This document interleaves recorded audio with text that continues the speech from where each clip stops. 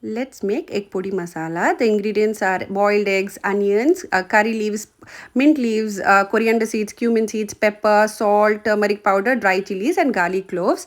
Now, in a pan, once the pan has heated, let's dry roast all the whole spices along with curry leaves, mint leaves, dry chilies, garlic cloves, and fry it till it's aromatic. And once it's cooled down, let's make a powder of it, which is dry, and keep it aside. Now, in the same pan, I'm adding in some oil and I'm adding in some chopped onions, and let's saute it till it is slightly brown. Once it's slightly brown, let's slice the egg and place it slowly one by one. So around for one egg, I've sliced it around three pieces, and I'm just placing it slowly one by one.